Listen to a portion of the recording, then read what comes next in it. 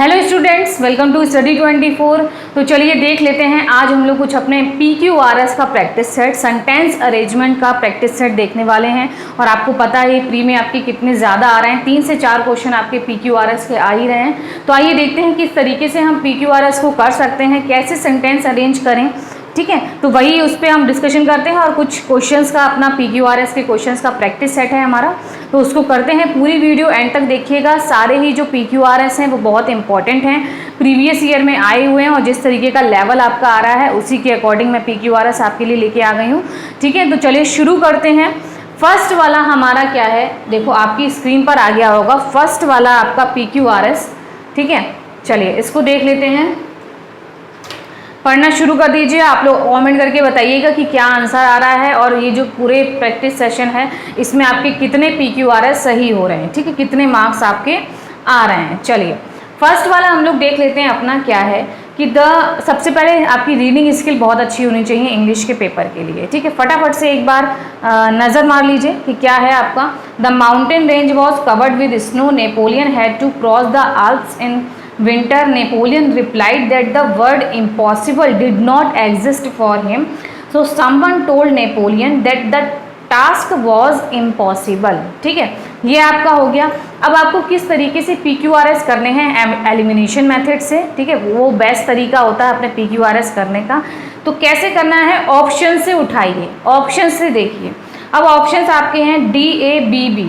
तो क्या आपका देखो भाई D से स्टार्ट होता है, हो सकता है सेंटेंस लिखा है सो समवन टोल्ड। भाई सो तब आता है जब आपकी पहले कोई बात हो चुकी होती है, इसीलिए आता है ना सो, मतलब इसलिए। तो सो से तो आपका कोई सेंटेंस स्टार्ट नहीं होने वाला, तो फर्स्ट वाला ऑप्शन आपका एलिमिनेट हो गया। सेकंड वाला है A, the mountain range was covered with snow. ठीक है, यहाँ से शुरू हो सकता है। थर्ड वाले में बी दे रखा है, Napoleon had to cross the Alps, ये भी सही हो सकता है। और फोर्थ वाले में बी से शुरुआत हो सकती है। ठीक है, अब थोड़ा सा हम लोग पढ़ते हैं कि भाई ये जो है Napoleon had to cross the Alps. इन आल्प्स क्या होता है, एक पहाड़ियाँ हो गई आपकी कहाँ की, यूरोप की। जैसे अपना हिमालय है ऐसे यूरोप के आल्प्स हो गए। तो नेपोलियन एक पर्सन था, उसको क्या करना था, सर्दियों में उस पर्वत को पहाड़ करना था। और mountain range was covered with snow, और माउंटेन जो रेंज थी, ये जो पूरी पहाड़ी थी, ये कैसी थी, कवर्ड थी, बर्फ से पूरी ढकी हुई थी। ठीक है, तो ये और दोनों सेंटेंस बी और ए आपस में साथ में आने चाहिए कि भाई पहले हमें पता है कि आल्प्स की बात हो रही है और फिर उसकी विशेषता बताई गई है क्या, कि वो किससे ढके हुए हैं, पूरे कवर्ड हैं स्नो से, सर्दियों में उसे पार करना था और पहाड़ियाँ जो थी पूरी बर्फ से ढकी हुई थी। ठीक है, तो बी और ए आसपास आने चाहिए। ठीक है, तो बी और ए आपको कहाँ पर आसपास दिख रहे हैं, सिर्फ एक ही ऑप्शन आपका है थर्ड वाला। ठीक है, थर्ड वाला जिसमें बी और ए आसपास दिख रहे हैं। सेकंड वाले में ए हट गया, बी अलग हो गया।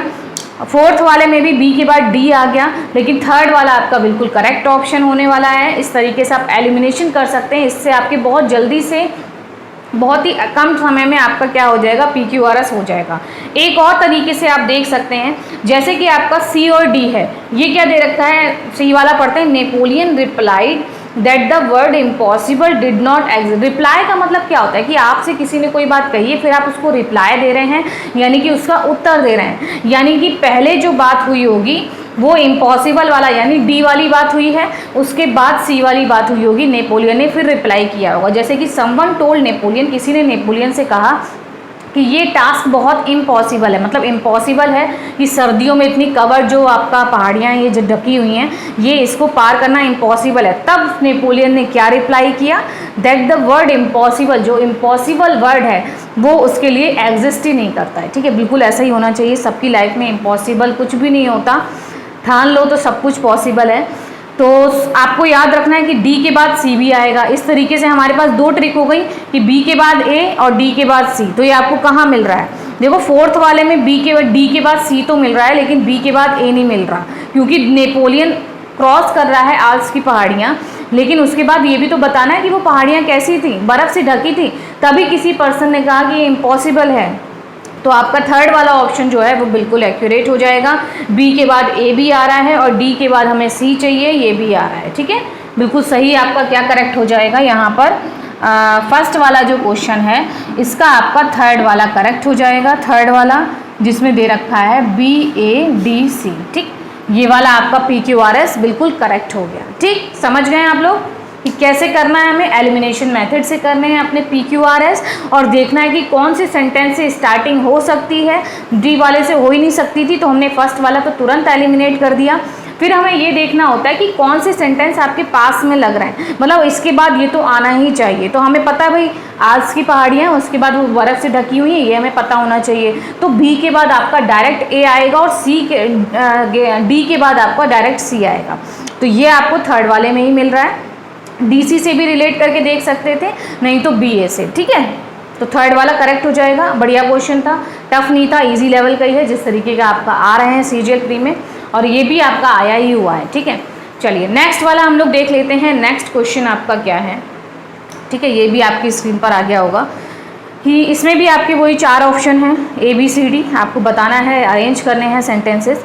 क्या है भाई, an estimated 70% of this plastic which enters the sea sinks, this is a problem that stretches far beyond India, 8 million tons of plastic ends up in the world's oceans every year causing damage to the fragile ecosystem and much of it is not biodegradable। ठीक है, ये आपका है, फटाफट से हमने हल्का सा नज़र मार ली, पढ़ लिया कि क्या कहा गया है। अब ऑप्शन से देखिए, ऑप्शंस आपके क्या हैं। फर्स्ट वाला है मतलब CA मतलब CA और A हमें पढ़ने हैं। C वाला आपका है 8 मिलियन टन्स ऑफ प्लास्टिक, कि भाई 8 मिलियन टन की जो प्लास्टिक है वो क्या होती है, ends up in the world's ocean, जो पूरे दुनिया के जो समुद्र हैं उसमें क्या होता है, वर्ल्ड के जो दुनिया का जो समुद्र हैं इतने सारे, उनमें प्रत्येक वर्ष 8 मिलियन टन प्लास्टिक जो है वो जाती है और डैमेज करती है हमारे जो इकोसिस्टम है, जो हमारा पारिस्थितिकी तंत्र है, पर्यावरण है, इसको क्या करता है, पारिस्थितिकी तंत्र को, फ्रेजाइल मतलब मैंने आपको बताया था नाजुक, कि नाजुक है बहुत, इसको डैमेज करता है 8 मिलियन टन प्लास्टिक, ठीक है। ये आपका हो गया, तो यहाँ से स्टार्ट कर सकते हैं हम लोग, बिल्कुल ठीक है। फिर ए पढ़ते हैं, N estimated 70% of this plastic. अब देखो भाई क्या हो गया, एन एस्टिमेटेड 70% कि इस प्लास्टिक का 70%, यानी कि दिस प्लास्टिक इन्होंने बता दिया, यानी कि दिस प्लास्टिक मतलब इन्होंने पहले किसी प्लास्टिक की बात करी होगी तब बोल रहे हैं ये कि दिस प्लास्टिक, उसका रेफरेंस दे रहे हैं, यानी कि ए वाले से हम लोग शुरुआत नहीं कर सकते हैं क्योंकि यहाँ पर दिस प्लास्टिक की बात हो गई, और प्लास्टिक यानी कि पहले हमें कुछ बता दिया होगा प्लास्टिक के बारे में, तब हम लोग दिस प्लास्टिक की बात करें, यानी ए वाले जो भी ऑप्शन है उनको हम एलिमिनेट कर देंगे, यानी कि सेकंड और फोर्थ वाला आपका डायरेक्ट एलिमिनेट हो गया।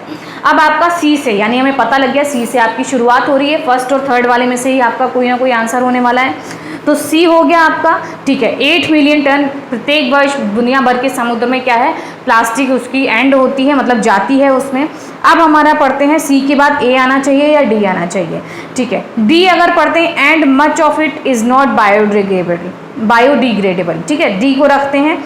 और फिर एस्टिमेटेड वाला पहले आना चाहिए, क्या, N estimated 70% of this plastic. अब ए वाला बिल्कुल करेक्ट है कि पहले तो हमने 8 मिलियन प्लास्टिक बता दी, अब 8 मिलियन इसका भी 70% जो प्लास्टिक है वो जो सी के सिंक्स में हो जाता है, बैठ जाता है, मतलब तली में नीचे, ठीक है, इतना प्लास्टिक होता है। और फिर क्या होता है, एंड मच ऑफ इट, और फिर इसका भी बहुत सारा हिस्सा क्या होता है जो बायोडिग्रेडेबल नहीं होता है। बायोडिग्रेडेबल क्या होता है, डीकम्पोज करना, मतलब उसको विघटित नहीं कर पा रहे, जो भी उसमें जीव जंतु रह रहे हैं, आपके फिशेज वगैरह हैं, फिश हैं, वो क्या कर रही हैं, या जो भी जीव जंतु समुद्र में हैं वो उसे बायोडिकम्पोज मतलब बायोडिग्रेडेबल नहीं हो रहा है, डीकम्पोज नहीं हो पा रहा, विघटित नहीं हो पा रहा, ऐसी प्लास्टिक आपकी है वो, ठीक है।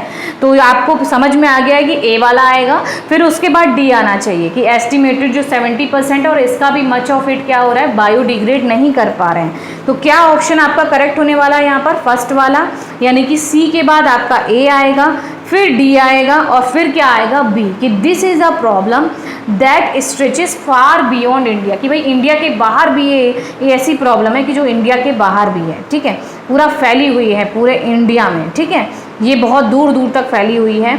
तो ये आपका करेक्ट ऑप्शन हो जाएगा, यानी कि फर्स्ट वाले में आपको सही मिल रहा है, सी ए डी बी, बी पे आपका कंप्लीट हो गया। और अगर हम लोग जैसे आपको लगे थर्ड वाला होना चाहिए, तो देखो सी से तो स्टार्ट हो गया, सी के बाद चलो हम डी ले आ रहे हैं, फिर डी के बाद आप बी नहीं लेके आ सकते क्योंकि हमें पहले 70% बताना पड़ेगा कि इस प्लास्टिक का 70%, फिर प्रॉब्लम पूरी दुनिया में, इंडिया में है, वो लास्ट में आएगा आपका, ठीक है। तो इस तरीके से थोड़ा एलिमिनेट करके आप अच्छे से कर सकते हैं, यानी कि यहाँ पर आपका कौन सा करेक्ट हो जाएगा, ऑप्शन सेकेंड वाले में आपका कौन सा करेक्ट हो जाएगा, फर्स्ट वाला। फर्स्ट वाला आपका क्या है, फर्स्ट वाला आपका है CADB, ठीक है। थर्ड वाला देखते हैं, थर्ड वाले में आपका क्या होने वाला है, समझ गए अच्छे से। तो इस तरीके से पहले हमें क्या करना है, एकदम रफली सा पढ़ लेना है, फिर हमें ऑप्शंस उठा के देखने हैं कि कौन से सेंटेंस से आपकी स्टार्टिंग हो सकती है, कौन से नहीं हो सकती है, या कौन से टेंस के बाद आपका दूसरा सेंटेंस आना है। इस तरीके से रिलेट करके हम लोग अपने PQRS बढ़िया से कर सकते हैं, ठीक है। चलिए नेक्स्ट देख लेते हैं, नेक्स्ट हमारा क्या होने वाला है। हाँ जी, नेक्स्ट आपका है, इसको भी रफली पढ़ लेते हैं एक बार। Such problems include difficulty in implementing decisions, providing social security to everyone and ensuring employment. This is because almost all countries face problems related to their population. The most crucial aspect of the problem is population pressure. The population explosion is an important issue these days, ठीक है। ये आपका है। अब देखते हैं starting कौन से टेंस से हो सकती है। भाई ADCD यानी कि 3 हमें पढ़ने हैं। ए है आपका सच दे रखा है, सच प्रॉब्लम्स। अब इसमें भी सेम वैसा ही हो गया जो भी हम लोगों ने प्रीवियस क्वेश्चन किया था, उसमें दिस दे रखा था ना, दिस प्लास्टिक, यानी कि उस प्लास्टिक का रेफरेंस पहले दे रखा होगा तभी दिस आया है। ऐसे ही सच मतलब ऐसी प्रॉब्लम्स, यानी कि ऐसी प्रॉब्लम्स आपका क्या हो गया, यानी कि उन प्रॉब्लम्स के बारे में आपको बता रखा होगा, यानी कि ए से हमें शुरुआत नहीं करनी, यानी कि सच प्रॉब्लम्स उन्होंने पहले बता रखा है तो ए वाला आपका नहीं आएगा, ठीक है। इसको हटा देते हैं, फर्स्ट वाला एलिमिनेट हो गया। अब डी वाले आपके 2 ऑप्शन है कि द पॉपुलेशन एक्सप्लोजन जो है, पॉपुलेशन यानी कि जनसंख्या का जो एकदम तेज़ी से जो बढ़ रही है, एक्सप्लोजन हो रहा है, इज़ एन इम्पॉर्टेंट इशू, बहुत इंपॉर्टेंट इशू है इन दिनों का, ठीक है। तो डी से शुरुआत हो सकती है। सी वाला क्या है, the most crucial aspect of the problem is population pressure. अब इन्होंने ये बता दिया, किसी प्रॉब्लम की बात ये कर रहे हैं कि द मोस्ट क्रूशियल, बहुत ही क्रूशियल जो है, जटिल aspect of this problem, of the problem, वो क्या है, पॉपुलेशन का दबाव, जनसंख्या का दबाव। तो यानी कि प्रॉब्लम अभी हमें पहले बता ही जा चुकी है, यानी कि सी वाले से आपकी शुरुआत नहीं होने वाली, शुरुआत आपकी डी से ही होगी, सेकंड और फोर्थ में से कोई करेक्ट होगा, ठीक है। इसलिए मैं धीरे धीरे बता रही हूँ ताकि आप लोग अच्छे से तैयारी कर लें, वरना फटाफट से इसको कर सकते हैं हम लोग। भाई तुरंत ए हटा दिया, सी वाले से होगा नहीं, थोड़ा सा बस पढ़ना पड़ेगा। क्या चाहिए इसके लिए आपको, प्रैक्टिस। ज़्यादा से ज़्यादा आप PQRS की प्रैक्टिस करेंगे तो आपको आइडिया हो जाएगा किस तरीके से एलिमिनेट करना है, किस तरीके से आपको क्वेश्चंस करने हैं, ठीक है। तो सेकंड और फोर्थ में से आपका कोई करेक्ट हो सकता है। डी के बाद बी आना ही है, ठीक है, डी के बाद बी आना ही है, दोनों में ही है, यानी कि the population explosion is an important issue these days, ठीक है। इसके बाद बी आ गया, दिस इज बिकॉज, ये क्यों हो रहा है, almost all countries face problems related to their population, कि सभी लगभग देश जो हैं वो जनसंख्या से संबंधित समस्याओं का सामना कर रहे हैं, ठीक है। डी के बाद बी आ गया। अब आपका सी आना चाहिए या ए आना चाहिए। अब जब प्रॉब्लम की बात हो गई, अब क्या हो रहा है, सच प्रॉब्लम। अब ये बता रहे हैं कि जो दुनिया में देश, जो मतलब देश हैं आपके, वो ऐसी प्रॉब्लम्स का सामना कर रहे हैं, तो वो कौन सी प्रॉब्लम्स होंगी। सच problems include difficulty in implementing decision, उन्हें सोशल सिक्योरिटी नहीं दे पा रहे हैं, एम्प्लॉयमेंट नहीं सही से दे पा रहे हैं, तो ऑब्वियसली प्रॉब्लम का उन्होंने जिक्र किया। उसके बाद हमने प्रॉब्लम्स बताई, यानी कि ए वाला ऑप्शन आपका करेक्ट हो जाएगा। फिर लास्ट में बताया जा रहा है कि the most crucial aspect of the problem इस पॉपुलेशन, इसका जो क्रूशियल एस्पेक्ट है वो क्या है कि जो जनसंख्या का दबाव है, इसी वजह से ये सारी समस्याएं उत्पन्न हो रही हैं, यानी कि सी वाला सबसे लास्ट में आपका आना चाहिए। तो कौन सा ऑप्शन आपका करेक्ट होने वाला है यहाँ पर, फोर्थ वाला, DBAC, बिल्कुल सही आपका सेंटेंस अरेंज हो रहे हैं, यानी कि थर्ड वाले में आपका क्या आएगा, फोर्थ वाला DBAC, ठीक है। DBCA इसलिए नहीं होगा क्योंकि हमें सी के बाद ए नहीं करना कि सच प्रॉब्लम्स कौन सी हैं, पहले हमें प्रॉब्लम्स बतानी है, फिर उसका क्रूशियल एस्पेक्ट बताना है लास्ट में, ठीक है। तो DBAC आपका करेक्ट हो जाएगा, ठीक। फोर्थ वाला देख लेते हैं, फोर्थ वाला हमारा PQRS का क्या आंसर होने वाला है, ठीक है। फटाफट से पूरी वीडियो देखिएगा, इंपॉर्टेंट आपके PQRS हैं और प्रीवियस ईयर में भी आपके आए हुए हैं, तो अच्छे से इनको रिवाइज करिएगा, 1-2 बार वीडियो और देख लीजिएगा, ठीक है। चलिए नेक्स्ट आपका क्या है कि पढ़ते हैं एक बार भाई। In the evening Tejaswini would sing songs praising the lord, she would go to the lord's temple twice a day. Tejaswini was known in the village for her devotion to the lord. In the morning she would take with her a pot of milk and a bunch of flowers as offering, ठीक है। ये आपका हो गया, यानी कि किसी तेजस्विनी की बात हो रही है। तो अब हमें ऑप्शंस उठाने हैं C, D, C, A। सी वाला पढ़ते हैं कि Tejaswini was known in the village for her devotion.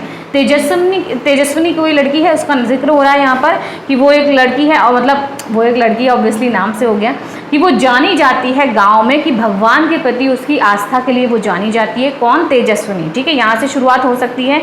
D वाला in the morning she would take with her a pot. अब यहाँ पर शी आ गया है, शी का जिक्र हो गया है, यानी कि तेजस्विनी पहले आई है, उसके बाद उसका प्रोनाउन लगाएंगे हम लोग शी, यानी कि शी वाला ये इन द मॉर्निंग सुबह में। डी वाला ऑप्शन से आपकी स्टार्ट नहीं हो सकता है, डी वाला हटा दो। सी वाले से स्टार्ट हो सकता है, ए और सी में से कोई हो सकता है, और ए वाला इन द इवनिंग है, ये भी हटा दो कि Tejaswini sing song praising the Lord. सबसे पहले हमें तेजस्विनी की बात करनी है कि तेजस्विनी कौन है जो पूरी विलेज में जानी जाती है, किसके लिए? भगवान के प्रति डिवोशन के लिए। ठीक है, सी वाले से आपकी शुरुआत होगी, उसके बाद आपका क्या आना चाहिए? ठीक है, इसके बाद आपका इन द इवनिंग और इन द मॉर्निंग जो दे रखा है, आपको याद रखना है कि पहले मॉर्निंग होगी या इवनिंग होगी, तो ऑब्वियसली इन द मॉर्निंग होगा। उसके बाद आपका ए वाला सेंटेंस आना चाहिए, यानी कि डी के बाद ए आपको कौन से ऑप्शन में मिल रहा है? डी के बाद ए देखो किस में मिल रहा है, लगातार होना चाहिए डी के बाद ए। सी वाला ऑप्शन जो आपका है, सी वाला ऑप्शन CVDA, CVDA देखो तुरंत हम लोग इसका बहुत जल्दी से हो गया कि भाई in the morning she would take with her, मतलब दूध का वो लोटा लेके जाती है, फ्लावर्स लेके जाती है भगवान के लिए, और शाम को भी क्या करती है? भजन वगैरह गाती है भगवान के लिए। तो यानी पहले सुबह जाएगी फिर शाम को जाएगी, यानी कि डी और ए आना चाहिए। और she would go to the lord's temple twice a day, कि वह जाती है भगवान के मंदिर दिन में 2 बार, यानी कि दिन में 2 बार जाती है, पहले सुबह और शाम, यानी कि बी आना चाहिए, फिर डी आना चाहिए, फिर ए आना चाहिए, यानी कि सी वाला ऑप्शन आपका बिल्कुल करेक्ट हो जाएगा। सॉरी, हाँ, सी वाला ऑप्शन बिल्कुल करेक्ट हो जाएगा, जिसमें आपका दे रखा है CVDA। समझ गए कैसे आया है? इन the morning in the evening को हमने पहले रिलेट किया, उससे पहले भी हमें एक और इन्फॉर्मेशन दे रखी कि तेजस्विनी दिन में 2 बार मंदिर जाती है, तो 2 बार का पहले जिक्र होगा, फिर DA, पहले सुबह जाती है फिर शाम को जाती है। ठीक है, अच्छा था ये वाला, इजी भी था, बढ़िया सा, समझ गए होंगे आप लोग। नेक्स्ट देख लेते हैं 5th वाला आपका PQRS क्या कह रहा है। Help accelerate their return to by how women are embracing online work and promote economic mobility, learning to develop new skills and new skills that can. ठीक है, अब देखते हैं ऑप्शंस PPSQ, यानी कि P को पढ़ते हैं हेल्प एक्सिलरेट देयर रिटर्न। तो भाई हेल्प से स्टार्ट नहीं हो रहा कोई सेंटेंस, इसके पहले भी आपको कुछ होना चाहिए। पी को एलिमिनेट कर दो बहुत जल्दी से, फर्स्ट और सेकंड एलिमिनेट हो गए। अब आपका एस और क्यू बचे। एस कह रहा है learning to develop, learning to develop उन्हें क्या सिखाता है? नई स्किल सीखना, जिसकी वजह से, यानी कि लर्निंग से भी आपका कोई सेंटेंस स्टार्ट नहीं होने वाला है। क्या होगा यहाँ पर आपका? QSPR, 4th वाला, जैसे हम लोग क्यू वाला पढ़ते हैं, by how women are embracing, कि भाई किस तरीके से, मतलब कैसे विमेन जो है एम्ब्रेस कर रही हैं। एम्ब्रेस मतलब बिल्कुल गले लगाना, अपना रही हैं, होल्ड कर रही हैं। ऑनलाइन लर्निंग, ऑनलाइन लर्निंग होना चाहिए, ऑनलाइन के बाद आपका लर्निंग आना चाहिए। ठीक है, इसको इस तरीके से भी कर सकते थे, हाँ, ऑनलाइन के बाद लर्निंग आएगा, यानी कि क्यू के बाद आपका एस आ गया कि online learning to develop new skill, की विकास करना नए स्किल्स का, दैट कैन हेल्प, जो हेल्प कर सकती हैं। दैट कैन के बाद आपका ऑब्वियसली हेल्प आएगा, यानी कि पी आएगा। एक्सीलरेट मतलब उनके एक्सीलरेट करती हैं उनके रिटर्न को, वर्क एंड प्रमोट इकोनॉमिक, कि भाई उनका वापसी वर्क करने में और प्रमोट करने में इस देश की जो हमारी इकोनॉमिक आर्थिक गतिशीलता है, मोबिलिटी है, उसको प्रमोट करने के लिए हेल्प करता है। क्या? Online learning. किस तरीके से ऑनलाइन लर्निंग को वीमेन अपना रही हैं, गले लगा रही हैं, उसकी बात हुई है। ठीक है, तो QSPR आपका 4th वाला करेक्ट होगा, बिल्कुल सही। हम लोग अगर बोले कि SPRQ होना चाहिए तो एम्ब्रेसिंग ऑनलाइन। ठीक है, आप ऐसे भी देख सकते हैं, कभी आपको स्टार्टिंग ना समझ में आए कि कहाँ से स्टार्ट करना है तो एंडिंग पे जाइए कि भाई एंड क्या हमारा सेंटेंस हो सकता है। जैसे फर्स्ट वाले में S दे रखा है लास्ट में, क्या दैट कैन पे एंड हो सकता है? ऑब्वियसली दैट कैन के बाद कुछ और हमारा होना चाहिए, ये नहीं होगा। क्या आर पे खत्म होना चाहिए? Work and promote economic mobility, हाँ आर पे होना चाहिए। ठीक है, लेकिन क्या क्यू पर होना चाहिए? By how women are embracing online. Online के बाद क्या, किस तरीके से ऑनलाइन, क्या इसके बाद भी कुछ होना चाहिए ना। तो यानी कि थर्ड और 1 इस तरीके से भी हम लोग एलिमिनेट कर सकते थे, और फर्स्ट वाले से भी कि भाई हम लोग की स्टार्टिंग भी इनसे नहीं हो रही है, तो इस तरीके से भी हम इन्हें एलिमिनेट कर सकते थे। यानी फोर्थ वाला बिल्कुल करेक्ट होगा कि बाई हाउस से हम लोग स्टार्ट कर सकते हैं कि भाई किस तरीके से ये जो हैं वीमेन हैं हमारी औरतें वो एम्ब्रेस कर रही हैं ऑनलाइन लर्निंग को। ठीक है, तो QSPR आपका बिल्कुल करेक्ट हो जाएगा। ठीक है, CBDA हो जाएगा, यहाँ पर DBAC अच्छे से याद कर लीजिए, इनको एक बार फिर से रिवाइज भी कर लीजिएगा, फिर से वीडियो को देख भी लीजिएगा, सारे ही PQRS इंपॉर्टेंट हैं। ठीक है, चलिए, तो ये कुछ PQRS का सेंटेंस अरेंजमेंट का आपका प्रैक्टिस सेट था। आई होप आपको अच्छा लगा होगा और यूज़फुल रहा होगा आप लोगों के लिए, किस तरीके से आप एलिमिनेट कर सकते हैं ये भी आप समझ गए होंगे। ठीक है, तो फिर मिलते हैं शाम को 7 बजे आज के पूरे दिन की एनालिसिस के साथ। बस एक दिन और बचा है आपका, फिर आपके प्री निपट जाएंगे, फिर बस आपका आंसर की का वेट होगा और फिर कट ऑफ का। कट ऑफ मैं ले आऊँगी 27 के बाद 28 या 29 में सारा एनालिसिस करके, आपकी कट ऑफ का एनालिसिस करके कि भाई क्या आपकी एक्सपेक्टेड रह सकती है, वो हम लोग डिस्कस करेंगे। बाकी मिलते हैं शाम को 7 बजे लाइव में अपना एनालिसिस के साथ, और कुछ इंपॉर्टेंट आज स्पॉटिंग एरर हम लोग देखने वाले हैं। ठीक है, और सीजन वाले ग्रुप में जो बच्चे अभी तक ऐड ना हुए हों, हमारा कट ऑफ डिस्कशन वाला ग्रुप है, सीजन वाला लिंक डिस्क्रिप्शन बॉक्स में मैंने लगा दी है, उसमें ऐड हो जाइएगा। तब तक देखते रहिए वीडियोस। Thank you.